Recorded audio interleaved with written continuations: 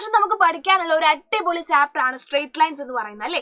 അപ്പൊ ഈ ഒരു ചാപ്റ്റർ സിമ്പിൾ ആണ്, പക്ഷെ അതിൽ ഒരുപാട് ഇക്വേഷൻസ് പഠിക്കാനുണ്ട്. അതിൽ നിങ്ങൾ ഏറ്റവും ബുദ്ധിമുട്ട് ഫേസ് ചെയ്യുന്ന ഒരു ഇക്വേഷൻ ആണ് ഏരിയ ഓഫ് ട്രയാങ്കിൾസ്. കാരണം അത്യാവശ്യം വലിയൊരു ഇക്വേഷൻ ആണ് അല്ലേ. അതിൽ y2 y3 x1 x2 x3 എല്ലാവരും വരുന്നുണ്ട്. ഇത് അങ്ങോട്ടും ഇങ്ങോട്ടും മാറിപ്പോകാനുള്ള സാധ്യതയുണ്ട്. അപ്പൊ ഇതെങ്ങനെ സിമ്പിൾ ആയിട്ട് ഓർത്തിരിക്കാം എന്നുള്ളതിന്റെ ഒരു ട്രിക്ക് പറഞ്ഞു തരാനാണ് മിസ് ഇന്ന് വന്നിട്ടുള്ളത്. നിങ്ങൾ ചെയ്യേണ്ടത് ഇത്രയേ ഉള്ളൂ, നിങ്ങൾ ഒരു ട്രയാങ്കിൾ ഇവിടെ വരയ്ക്കുക. ഓക്കെ, നിങ്ങൾ ഒരു ട്രയാങ്കിൾ വരയ്ക്കുക. ആ ട്രയാങ്കിൾ നിങ്ങൾക്ക് പേര് കൊടുക്കാം. ഇത് y1, ഇത് y2, ഇത് y3. ഇനി നിങ്ങൾ ചെയ്യേണ്ടത് ആരോ മാർക്ക് ഇടണം. y1ൽ നിന്ന് y2ലോട്ട്, y2ൽ നിന്ന് y3ലോട്ട്, y3യിൽ നിന്ന് y1ലോട്ട് ആരോ മാർക്ക് ഇടുക. ഇനി നോക്കുക, ഇവിടെ 1 ഉണ്ട്, ഇവിടെ 2 ഉണ്ട്, ആരില്ല? 3 ഇല്ല. അപ്പൊ നമ്മൾ ഇവിടെ x3 എന്ന് എഴുതുന്നു. ഇനി നോക്കുക, ഇവിടെ 3 ഉണ്ട്, ഇവിടെ 2 ഉണ്ട്, ആരില്ല? 1 ഇല്ല. അപ്പൊ നമ്മൾ ഇവിടെ x1 എന്ന് എഴുതുന്നു.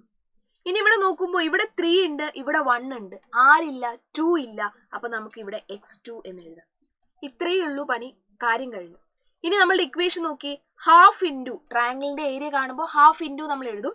Half into mod, only positive values. So mod എടുക്കുന്നു.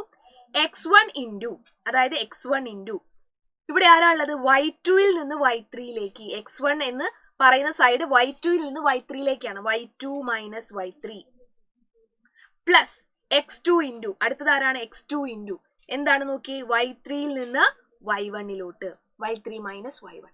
Last x3 into y1 minus y2. അതിനാണ് നമ്മൾ ഈ ഏരോ മാർക്ക് ഇവിടെ ഇട്ടത്. ആളെ അങ്ങോട്ടും ഇങ്ങോട്ടും മാറിപ്പോയാൽ ആൻസർ മുഴുവൻ തെറ്റിപ്പോവും. അപ്പൊ ഈ ഒരു ട്രയാങ്കിൾ വരയ്ക്കുക, സംഗതികളൊക്കെ ഇതേപോലെ മാർക്ക് ചെയ്യുക.